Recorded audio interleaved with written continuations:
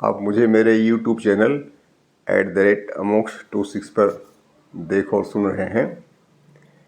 कल मैंने परशुराम जयंती के अवसर पर कुछ आपसे विमर्श करने का प्रयास किया था और यह समझने का प्रयास किया था कि हम परशुराम जी को क्यों आज भी भगवान के रूप में पूजते हैं। दरअसल इसकी पृष्ठभूमि में श्री कृष्ण जी का मुझे वह वाक्य याद आता है जो श्रीमद् भगवद गीता में अर्जुन को समझाते हुए अपने अवतरण के औचित्य को समझाते हुए बताया था। यदा यदा हि धर्मस्य ग्लानिर्भवति भारत अभ्युत्थानमधर्मस्य तदात्मानं सृजाम्यहम् परित्राणाय साधूनां विनाशाय च दुष्कृतां धर्म संस्थापनार्थाय संभवामि युगे युगे। तो श्री कृष्ण जी का जो यह अभिकथन है, यह केवल श्री कृष्ण के अवतरण के संदर्भ में नहीं है, अपितु यह परमात्मा के उन समस्त अवतरणों के संदर्भ में एक व्यापक दृष्टिकोण है, व्यापक समझ है। जब जब भी मानवीय जीवन ही नहीं अपितु जीवन पर, रितम पर जब भी कुठाराघात हुआ है, उस कुठाराघात से लोगों को बचाने के लिए परमात्मा ने विभिन्न रूपों में अवतरण किया है। परमात्मा का कोई एक सुनिश्चित स्वरूप नहीं है, न उनका कोई सुनिश्चित गोत्र है, न उनका कोई सुनिश्चित स्वरूप है जिसके माध्यम से वे अवतरित होकर के लोगों के जीवन में आए हुए संकटों का निवारण करें। कभी मत्स्य अवतार के रूप में, कभी शूकर के अवतार के रूप में, वराह अवतार से कहते हैं, कच्छप अवतार के रूप में, नृसिंह अवतार के रूप में, वामन अवतार के रूप में, परशुराम के अवतार के रूप में, राम के अवतार के रूप में, कृष्ण के अवतार के रूप में विभिन्न समयों पर जैसी आवश्यकता समझी लोगों के सुख सुविधाओं के संदर्भ में आए हुए समस्त संकटों के निवारण हेतु अवतरित हुए हैं परमात्मा। कल मेरे एक मित्र ने, चूंकि कल के वीडियो में मैंने विश्वामित्र का भी जिक्र किया था, विश्वामित्र जी का जिक्र इस संदर्भ में था, सिर्फ यह बताने के लिए था कि व्यक्ति अपने सद्गुणों के आधार पर, व्यक्ति अपनी दिनचर्या के आधार पर, अपने व्यापक दृष्टिकोण के परिवर्तन के आधार पर अपनी जाति को भी बदल सकता है और उसे बदली हुई जाति के रूप में लोगों ने मान्यताएं भी दी हैं। जैसा कि हम पौराणिक आख्यानों के माध्यम से जानते हैं कि परशुराम के पूर्व विश्वामित्र और वशिष्ठ में सिर्फ इस बिंदु को लेकर के कलह था कि विश्वामित्र क्षत्रिय कुल में अवतरित हुए थे और उन्हें ब्रह्मर्षि होना था, और जब भी वे ब्रह्मर्षि के संदर्भ में उस समय प्रतिष्ठित व्यक्ति गुरु वशिष्ठ हुआ करते थे और उनकी हार्दिक इच्छा थी कि गुरु वशिष्ठ उन्हें ब्रह्मर्षि से संबोधित करें, तब वह स्वयं को धन्य समझेंगे और अन्य लोग भी उन्हें बस ब्रह्मर्षि के रूप में समझेंगे। वह बार बार वशिष्ठ के पास जाते थे और जब भी जाते थे राजसी ठाट बाट के साथ जाते थे, सैन्य बल के साथ जाते थे और उन्होंने उन्हें प्रलोभन भी देना चाहा, उन्हें भयभीत भी किया, किंतु सत्यनिष्ठ महर्षि वशिष्ठ उन्हें तब तक ब्रह्मर्षि के रूप में स्वीकार नहीं किया जब तक कि वह शस्त्र धारण करके उनके समक्ष गए। जिस क्षण विश्वामित्र को लगा कि एक ब्रह्मर्षि के समक्ष यदि वे शस्त्रों के साथ जाते हैं तो उनके माध्यम से उन्हें किसी भी रूप में ब्रह्मर्षि की उपाधि मिलना संभव नहीं है, फिर उन्होंने तपश्चर्या की और तपश्चर्या के आधार पर उन्होंने अपने आप में इतना परिवर्तन ला दिया कि उन्हें शस्त्र की आवश्यकता ही नहीं पड़ी। फिर वो शास्त्रों के बल पर प्रवीण ज्ञान संपन्न होकर के जब वशिष्ठ के पास पहुंचते हैं और वशिष्ठ उनकी तपश्चर्या से प्रभावित होकर उन्हें ब्रह्मर्षि के रूप में संबोधित करते हैं, उस क्षण विश्वामित्र जी ने स्वयं को अभिभूत समझा, स्वयं को धन्य समझा और स्वयं को ब्रह्मर्षि के रूप में संबोधित हुआ जान करके अत्यंत प्रसन्नता व्यक्त की। विश्वामित्र के संदर्भ में ढेर सारी बातें हैं और जिन्हें हम इस संक्षिप्त वार्ता में नहीं बता सकते हैं। जिसको पढ़ना है वह पौराणिक आख्यानों को पढ़ करके समझ सकता है। किंतु कल मैंने जिस विशेष बिंदु पर चर्चा की थी वह थी सुनह सेप के संदर्भ में। विश्वामित्र का औदार्य था, विश्वामित्र का एक व्यक्ति जिसे वध के लिए उसके स्वयं पिता उत्सुक थे, पैसा लेकर के, धन लेकर के। पहली बात उसने उसके पिता यानी सुनह सेप के पिता अजीगर्थ ने उसे रोहतास को बेचा। फिर बलि के लिए जो बलि का खूंटा होता है उसमें बांधने का अलग से पैसा लिया और बांधने तक ही बात होती तो माना जाता कि एक प्रतीकात्मक बलि है, किंतु उसे वास्तविक बलि के रूप में बलि देने के लिए उसके सिर को धड़ से अलग करने का भी अलग से मूल्य उन्होंने लिया।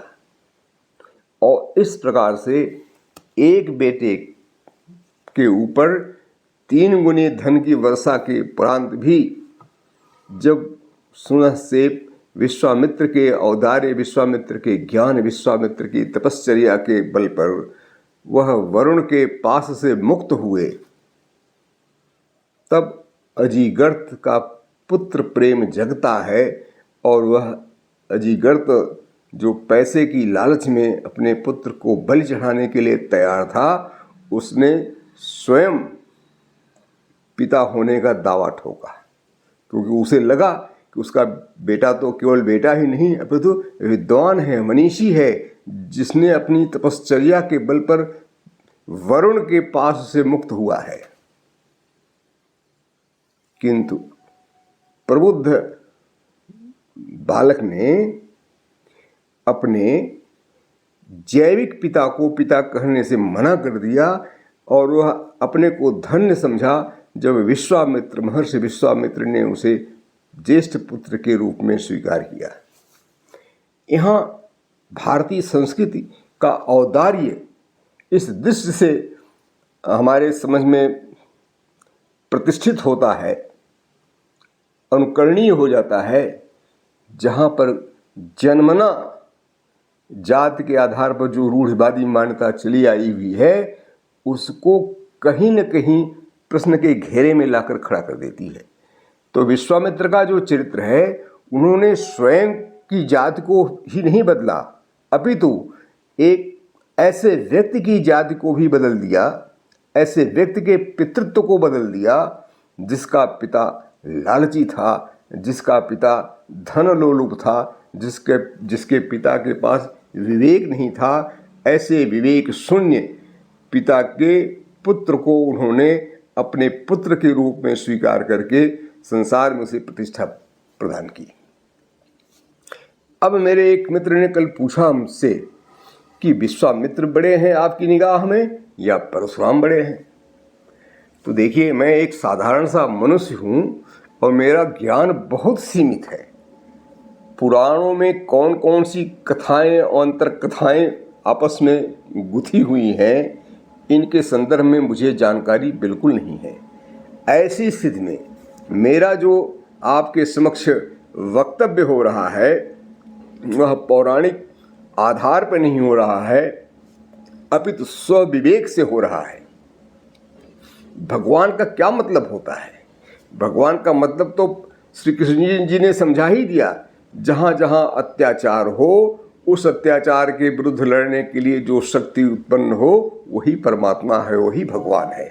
भगवान का कोई स्वरूप निर्धारित नहीं होता है।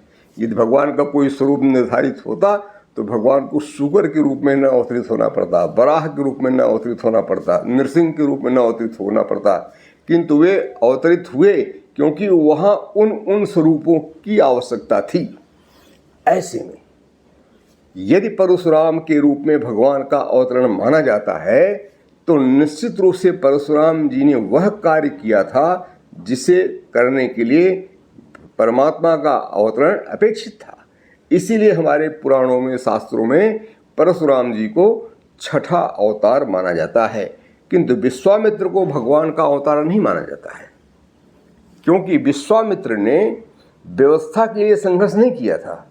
विश्वामित्र ने अपने स्तरोन्नयन के लिए संघर्ष किया था। हालांकि हिंदुस्तान में, भारत में स्वयं के स्तरोन्नयन के लिए भी संघर्ष करना पड़ता है और बहुतों ने संघर्ष में भाग लिया और अपने मेधा के बल पर, अपने ज्ञान के बल पर अपना स्तरोन्नयन किया।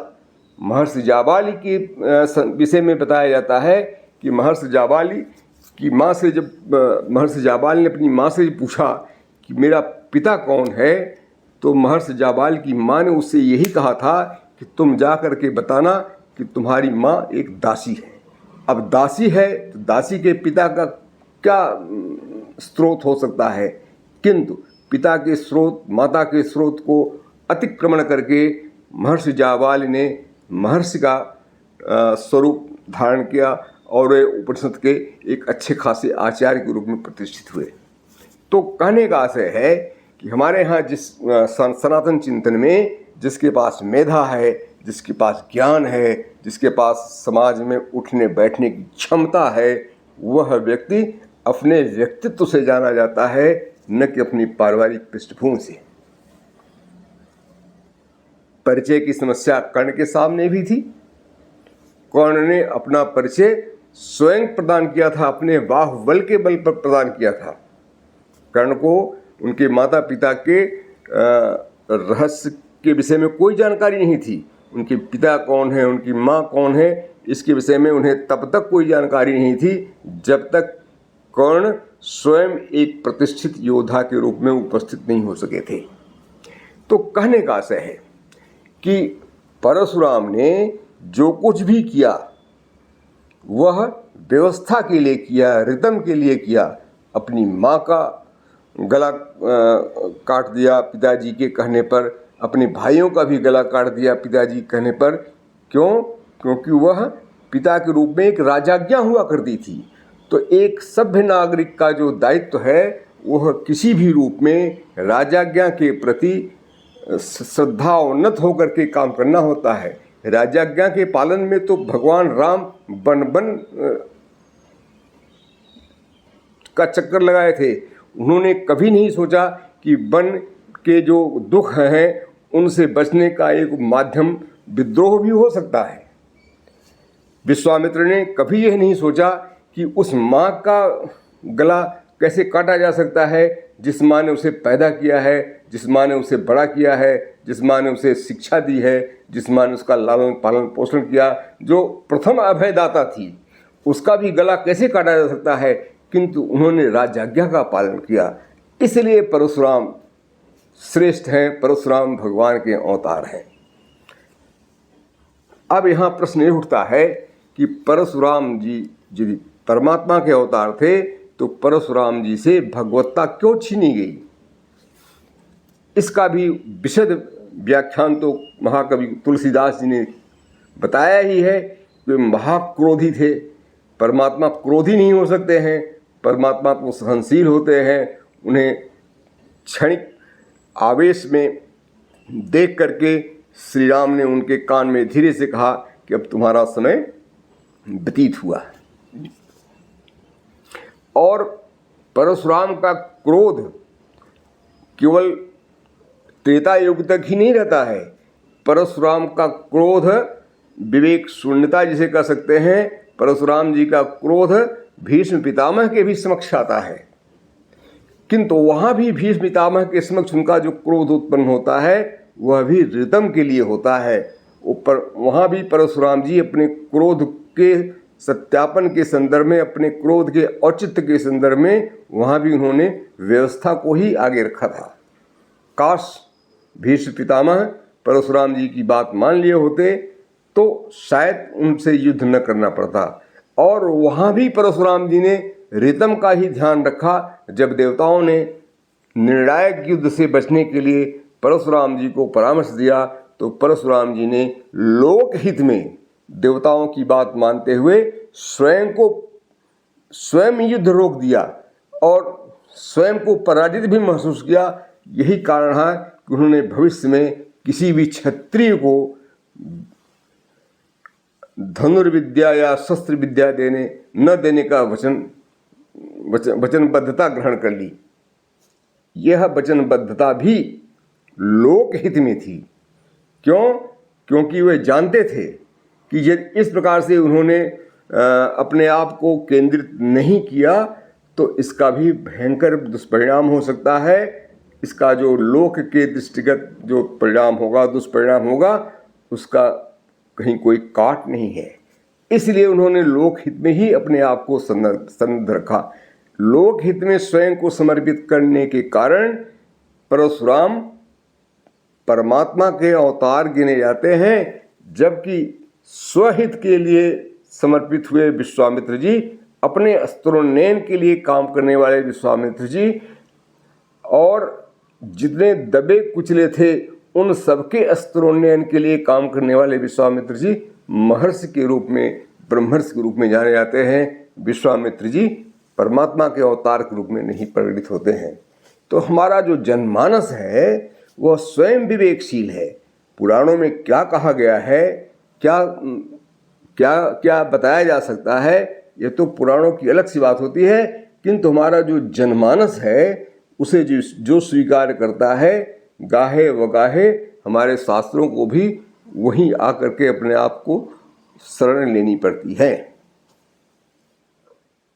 तो मैं समझता हूँ कि मैं अपने उस मित्र का जवाब दे चुका हूँ कि परशुराम भगवत्ता छीने जाने के उपरांत भी परमात्मा के अवतार ही समझे जाते हैं, जबकि विश्वामित्र क्षत्रिय से ब्रह्मर्षि होने के उपरांत भी परमात्मा के अवतार नहीं समझे जाते हैं। क्यों? क्योंकि उन्होंने जो कुछ भी किया वह स्वयं के स्तरोन्नयन के लिए किया था। वो उदार थे, उन्होंने सुनह सेब को नया जीवन दिया था और उन्हें नया जीवन नहीं दिया था, अभी तो अपने पुत्र के रूप में, ज्येष्ठ पुत्र के रूप में मान्यता देकर उसे गौरवान्वित भी किया था। मगर यह सब का सब केवल और केवल स्तरोन्नयन ही था। अतएव यदि एक शब्द में, एक वाक्य में यदि कहना हो कि परशुराम श्रेष्ठ थे या विश्वामित्र श्रेष्ठ थे, तो हम जैसे मानव के लिए यह कहना बड़ा कठिन है। फिर भी अल्प बुद्धि के वशीभूत होकर के यदि निर्णय देना मेरे लिए अपरिहार्य है तो मैं यही कहूँगा कि ऋतम के लिए स्वयं को भी समर्पित करने वाले परशुराम जी, भले ही उनकी भगवत्ता बाद में छीन ली गई थी, किंतु वह निश्चित रूप से परमात्मा के छठे अवतार थे, जिन्होंने सारा का सारा जीवन ऋतम के लिए समर्पित कर दिया। अब एक प्रश्न और है, हमारे मित्र ने पूछा है कि जो कल मैंने एक श्लोक बोला था जिसमें 7 हमारे जो पूर्वज हैं अभी भी जीवित हैं, चिरंजीवी हैं, उन 7 के चिरंजीवी होने का आधार क्या हो सकता है? तो भाई देखो, ये तो परमात्मा की सृष्टि है, कौन कब तक जिंदा रहेगा इसे मैं क्या बता सकता हूँ, इसे तो कोई परमात्मा ही बता सकते हैं। छोटी मोटी जो बुद्धि है, जहाँ तक मेरी बुद्धि जाती है, उससे मैं जो निष्कर्ष निकाला हूँ वह निष्कर्ष यही है कि इनके माध्यम से ये जो 7 चिरंजीवी लोग हैं, इन 7 के माध्यम से परमात्मा कोई न कोई संदेश हमें देना चाह रहे हैं। पहला संदेश जिसे हम कह सकते हैं कि अश्वत्थामा बलिर्व्यासो। अश्वत्थामा एक घृणित अपराधी था, जिसे तेज मिला हुआ था, जिसे अभयदान मिला हुआ था, और उसने उस तेज का, उस अभयदान का, उन शक्तियों का दुरुपयोग किया था, मानवता के लिए दुरुपयोग किया था। और उस मानवता के लिए दुरुपयोग करने वाले अश्वत्थामा के तेज को श्री कृष्ण ने निकाला, और उससे जो घाव हुआ है उस घाव को भरने के लिए आज भी अश्वत्थामा तड़प रहा है, और वह तब तक तड़पेगा जब तक कि उसका यह शरीर छूटता नहीं है। मुझे लगता है कि ऐसे अपराधियों को इससे बड़ा दंड और कुछ हो नहीं सकता कि उसकी मृत्यु न हो। तो इस घटना के माध्यम से मुझे लगता है कि यही संदेश है परमात्मा का कि कभी भी जब आपके पास कोई शक्ति आवे तो उस शक्ति का दुरुपयोग न कीजिए, अपितु जितना संभव हो शक्ति का सदुपयोग मानवता के लिए कीजिए, जन कल्याण के लिए कीजिए। और जो ऐसा नहीं करता है उसे अश्वत्थामा बन करके जीवन भर दर दर ठोकरें खानी पड़ती है, और उसे मृत्यु भी नसीब नहीं। आज नहीं तो कल तो मरेगा ही। कोई चिरंजीवी है, मगर वो जब तक चिरंजीवी है तब तक उसका जीवन नारकीय है। बलि आते हैं। बलि हमारे शास्त्रों में एक ऐसे पात्र के रूप में है जिन्होंने बिना विचार किए ही एक दाता के रूप में दान का वचन दे दिया। तो कोई भी दाता, चाहे जितना बड़ा दाता क्यों न हो, यदि वह बिना विचारे किसी को दान देता है तो उसकी जो दुर्दशा होती है, उस दुर्दशा को याद करने के लिए बलि आज भी जिंदा हैं, यह बताने के लिए कि किसी को भी अभयदान देने के लिए, किसी को भी वचन दान देने के पूर्व बलि का भी स्मरण किया जाना अपेक्षित है, जरूरी है। काश महाराजा दशरथ ने बलि का स्मरण किया होता तो शायद कैकेयी को बिना विचारे 2 वचन न दिए होते, और जिसका परिणाम राम जैसे पुत्र को न सहना पड़ता, और स्वयं दशरथ को पुत्र वियोग में मृत्यु का वर्ण न करना पड़ा होता। तो बलि को हम जब याद करेंगे तो निश्चित रूप से हम वह नहीं वचन दे सकेंगे जिसके पूरा करने का हमारे अंदर सामर्थ्य नहीं है, या हम जो कुछ भी बोलेंगे उसको बोलने के पूर्व यह समझने का प्रयास करेंगे कि क्या हम जो बोल रहे हैं, किसी को हम अभयदान दे रहे हैं, किसी को दान दे रहे हैं, तो क्या वो दान देने में सक्षम हूँ या नहीं। इसका ख्याल रखने के लिए बलि को जिंदा रखा गया है। व्यास, आज हमारे पास जो कुछ भी ज्ञान विज्ञान है, धर्मशास्त्र के क्षेत्र में, दर्शन के क्षेत्र में, वेद के क्षेत्र में, वह सब का सब केवल एक ऋषि की देन है, और वह है व्यास। तो व्यास हमारे समाज में जब तक जिंदा रहेंगे निश्चित रूप से ज्ञान और विज्ञान की धारा कभी रुकने नहीं पाएगी। हनुमानश्च विभीषण। हनुमान से बड़ा कोई भी व्यक्ति दास्य भाव का परमात्मा का सेवक नहीं हो सका है। हनुमान ने वही किया जो उन्हें आदेश मिला। कर तो बहुत कुछ सकते थे, उनके अंदर इतनी असीम क्षमता थी, वो कुछ भी कर सकते थे। उन्होंने लंका में कहा ही है, वाल्मीकि रामायण में बहुत अच्छा उनकी प्रतिज्ञा सुनाया है कि जेतद बलोरामो लक्ष्मण से महाबल राजा जय सुग्रीवो राघवेण पालतः दासो हम कौशलंदस रामस्या कृष्ण करके है। तो इस प्रकार से उनके अंदर बड़ी क्षमता थी, किंतु हनुमान ही एक ऐसे व्यक्ति है जिन्होंने उतना ही किया जितना उन्हें आदेश था। तो हनुमान जी हमारे जितने भी हम जैसे कार्मिक लोग हैं, सरकारी सेवक हैं, उन सबके लिए आदर्श हैं कि उतना ही करो जितना तुमसे अपेक्षा की जा रही है, न कि वह जो तुम्हारी इच्छा है। अपनी इच्छाओं के वशीभूत न हों, अपितु अपेक्षाओं के लिए हम काम करें। यह यदि कोई संदेश देने वाला व्यक्ति है, कोई पात्र है, तो हनुमान है। अतः जब तक सृष्टि रहेगी, हनुमान जी का जीवन हमारे लिए हमेशा प्रेरणा देता रहेगा कि हम वह करें जो हमसे अपेक्षा है। विभीषण ने अपने कुल का नाश किया था और विभीषण को जिंदा रख करके भगवान ने उन्हें एक प्रकार से कष्ट ही दिया है कि विभीषण तुम याद रखो कि तुमने अपने कुल का नाश किया है और तुम्हारा नाम लेने वाला कोई संसार में है नहीं। अपितु यदि तुम्हारे नाम से किसी को कोई संबोधित करे तो स्वयं को गाली महसूस करता है। अपने कुल में कोई भी व्यक्ति विभीषण नहीं होने देना चाहता है। तुम चाहे जितने बड़े भगवान के भक्त रहे हो, तुमने चाहे जितनी बड़ी सेवा की हो परमात्मा भगवान की, श्री राम की, किंतु लोक ने तुम्हें कभी सम्मान नहीं दिया है और न लोक तुम्हें सम्मानित करेगा। तुम उस क्षण तक जिंदा रहोगे। देखना है कि कोई ऐसा व्यक्ति होता है जो अपने आप को विभीषण कहता है और विभीषण कहते हुए गौरवान्वित महसूस होता है। तो मैं समझता हूँ कि विभीषण इसलिए जिंदा हैं ताकि हम लोग विभीषण कभी भी जीवन में न बन सकें, या हमारे पड़ोस में, हमारे घर में कोई विभीषण पैदा न हो, इसलिए विभीषण आज भी जिंदा है। कृपाचार्य कुल गुरु थे और यदि कुल गुरु कुल के संघर्षों में भाग लेता है,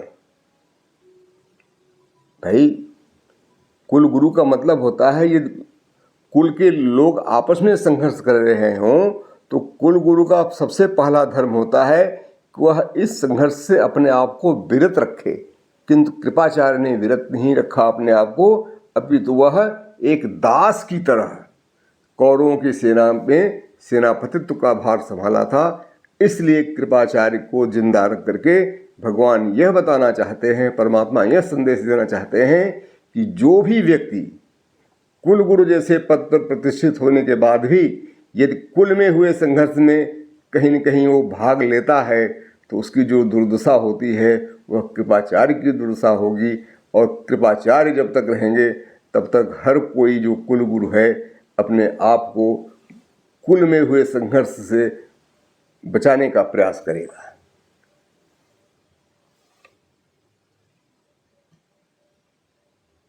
परशुराम तो परशुराम ही हैं। परशुराम के विषय में और भी ढेर सारी कहानियां हैं।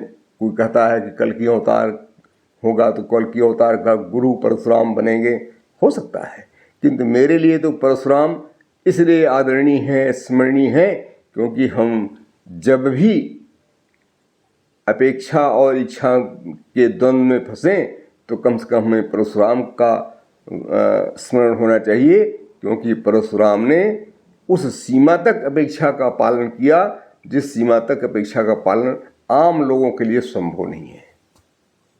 तो मैं समझता हूँ कि मुझे जो मेरे विवेक ने मेरा साथ दिया, उस विवेक के साथ मैं आपके समक्ष हूँ। मेरा वीडियो आपको अच्छा लगा हो तो प्रशंसा कीजिएगा, अच्छा न लगा हो तो आप गाली भी दे सकते हैं, मुझे इसकी कोई परवाह नहीं है, क्योंकि वादे वादे जायते तत्वबोधा। चुप रहने की अपेक्षा कुछ बोलना ज़्यादा श्रेयस्कर होता है। मैं इन्हीं शब्दों के साथ अपनी वाणी को विराम देता हूँ और अपेक्षा करता हूँ कि आपके कमेंट मुझे ज़रूर वीडियो के कमेंट बॉक्स में सुनने को, देखने को, पढ़ने को मिलेंगे। धन्यवाद।